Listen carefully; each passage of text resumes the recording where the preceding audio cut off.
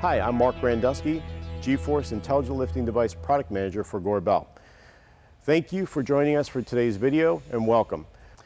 What we're going to be talking about today is the 660 pound capacity Easy Arm. We're going to give you all the information that you need to apply the 660 pound capacity Easy Arm to your specific need.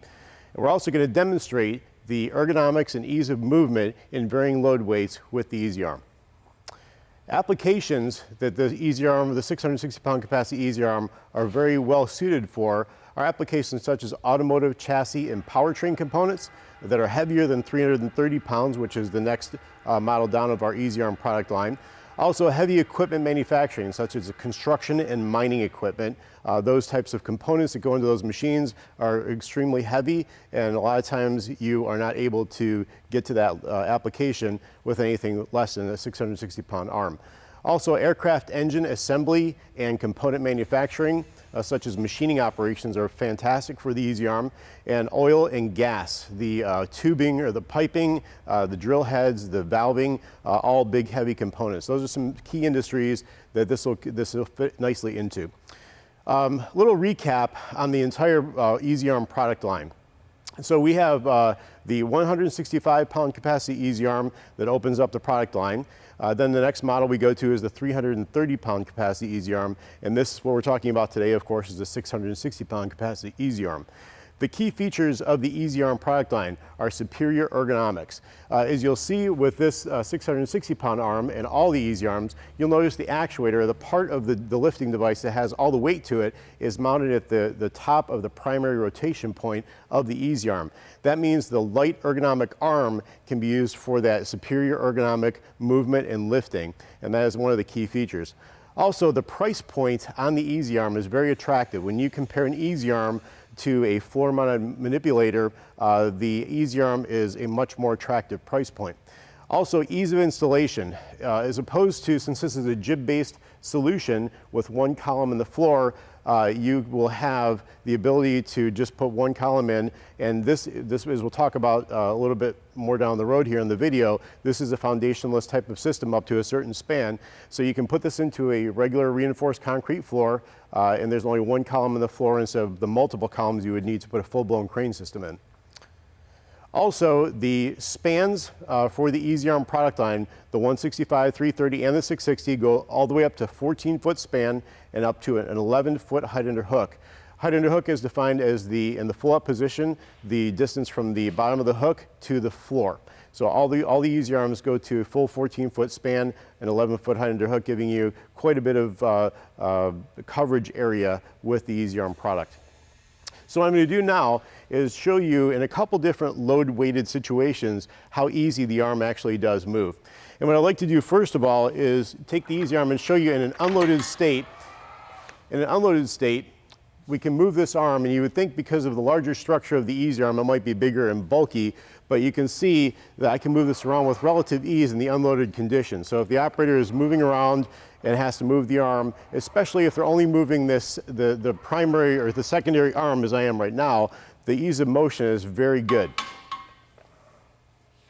And then what I'll simulate next is this 60 or so pound weight here. We're gonna pick this up and simulate that the operator using this would have some sort of end effector tooling here. This will simulate an end effector tool on here. End effector being the part of the system that actually grips or grabs the product so you can lift it. So now if I'm loaded with a light, relatively light end effector, I can still move around, and the 60 pound moves around very easily as well. You'll see the arm is very easy to move back and forth in all aspects. So very good ergonomics there.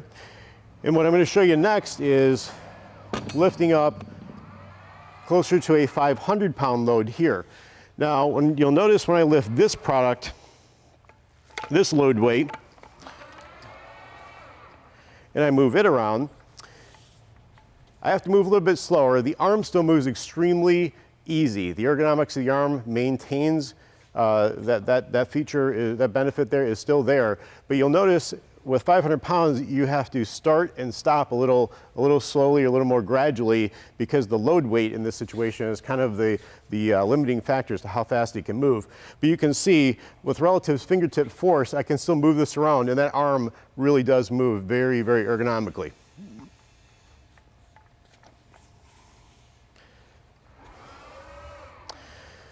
What I'd also like to show you is our float mode feature. Now, as we talked about with the rest of our product offering, the entire EasyArm product line will have the float mode feature. So what I'm going to show you here is available with all the EasyArms, whether it be a 165, a 330, or a 660 pound capacity EasyArm. What float mode allows you to do is lift the product up, and even at a 500 pound load weight, I can press a button and go from the control mode where I grab onto the handle to the control mode where I actually just use a little bit of upward or downward force, fingertip force, and I'm able to position that piece up or down. So if you go back to some of those applications we were talking about, like aircraft engine assembly, you could pick up a very fragile part that has to be precisely positioned for assembly at a specific point in an aircraft engine assembly process, and you have the ability to have very positive control over that part and put it right where you need it.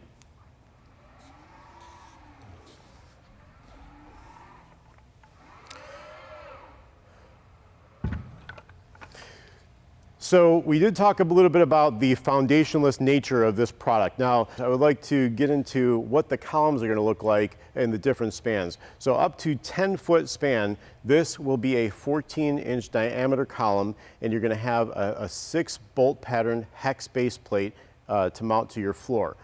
Beyond 10 feet, so once you go over a 10-foot span, you're then going to move up to a 16-inch diameter column, and your hex base plate will get larger, and you'll have a 12-bolt hex base plate on that model. So under 10 feet, 14-foot diameter, 6-bolt hex base plate. Over 10 feet, you're going to have the 12-volt bigger base plate with a 16-inch column. So a couple other differences we want to focus in on that are different between the 660-pound model and the 165-pound and the 330-pound model. And the first one we want to talk about is the pulleys. You'll notice the pulleys at both the knuckle and the end of arm here are going to be much larger than you see on the 165 or the 330 models. That's because the wire rope on the 660 unit is a full 1/4 inch. On the 165 and the 330, it's a 3/16 inch wire rope. So with that increase in diameter comes an increase in the pulleys. So the pulleys get larger, and that's to optimize wire rope life. You'll also notice at the knuckle pulleys here, there is a meshing design with that larger pulley that makes it so the wire rope at the center of those pulleys cannot jump out from between those two center pieces. So that's some of the wire rope optimization that we did to make sure that your wire rope lasts a long time. Also, at the end of the arm, you'll notice there is a pulley. Now, on the 165 and the 330, that pulley is static. It's just on a simple axle, and it rotates around a single axle. On the 660-pound arm, because we have these larger pulleys at the knuckle point here, when you bend the arm and that wire rope wraps around a larger diameter pulley, it creates an angle coming into the end of arm pulley. In order to accommodate for that, you're going to notice that there is a swiveling, articulating feature of that pulley that allows that pulley to track with that angle based on the bend of the arm. Also, you'll notice that on the top of the arm, there are some wire rope guides that you're going to see on the 165 and the 330 arms. You're going to see some plastic bales that go over the top. They just keep the arm, make sure that the wire rope doesn't droop off the side of the arm. On the 660-pound capacity arm, we actually added these wire rope guides. They allow that wire rope to feed in and out of that articulated end of arm pulley and back into the actuator very evenly, again, optimizing wire rope life. Okay, so another difference between the 660 and the 165 and 330s is the 165 and 330 pound EasyArms. You'll notice the actuator would mount horizontally. Now on the 660, you'll notice that the actuator mounts in a vertical orientation. The reason for that is, again, goes back to those large diameter pulleys and the angle that's created back into the actuator when you bend the arm in different positions. So that angle, in order to accommodate a more parallel feed onto the drum, we rolled that actuator to a vertical position, again, optimizing wire rope life. Now, in that vertical position, it's a little less easy to do wear rope changeouts, get access to the top and bottom covers. So we've added is a service feature where you can pull a single pin and roll that actuator into a service horizontal position that mimics the 135 or the 165 and the 330 easy arms. So that will allow ease of service, and so we put a lot of thought into not only the functionality of the arm, but also the servicing of the arm. Okay, so that pretty much wraps up the 660-pound capacity easy arm. Thank you for joining me for today's video. Once again, I'm Mark Grandusky, and we'll see you for other videos, but I would encourage you to go back through our library of videos on Gorbel.com and browse through the other features and benefits of the Easy Arm product line, because all those features and benefits, besides the differences we talked about here, carry over from the 165, the 330, and 660. So the float mode that we showed, plus all the other features that are available in those different videos, will also be available with the 660 Easy Arm. Once again, thanks for watching, and we'll see you for the next video.